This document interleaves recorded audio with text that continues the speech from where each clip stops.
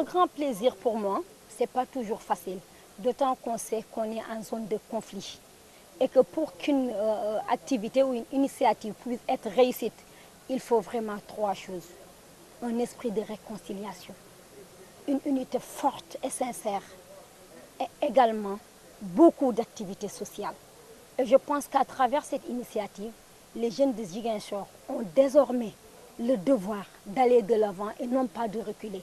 Parce que c'est un moment fort qu'ils sont en train de réaliser aujourd'hui autour de l'unité de Benno.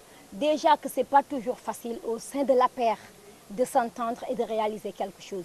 Donc si aujourd'hui on arrive en plus de la paire de pouvoir s'entendre et réaliser quelque chose au nom de Benno, d'un grand groupe de leaders de différentes opinions, je dis que la jeunesse de Ziguinchor peut réaliser et peut réussir beaucoup plus que ça.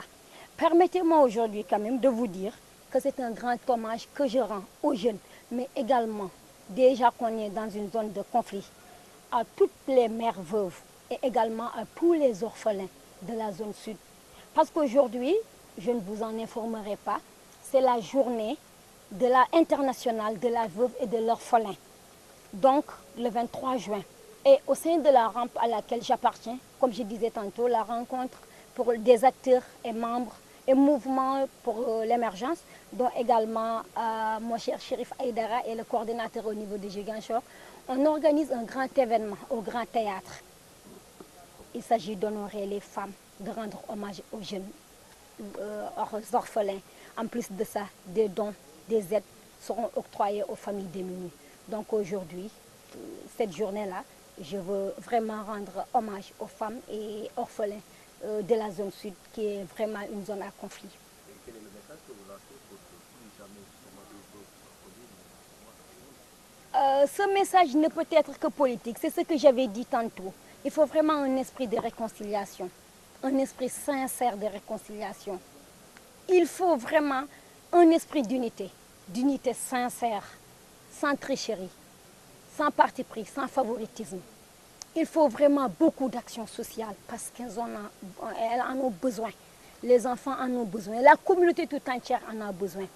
Donc, aux jeunes de Benno Bokk Yakaar, aux jeunes de l'APR, aux jeunes du maire, de la COJER, de la CCR, de partout, déjà qu'ils sont politiques et qu'on est aujourd'hui dans un événement politique, j'ai dit, allez de l'avant.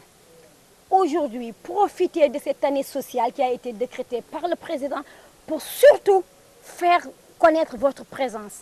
Allez dans les cérémonies de deuil, allez dans les mariages, allez aux réceptions, rencontrez les gens, parlez-leur d'un langage très sincère surtout. Il ne sert à rien de mentir pour convaincre.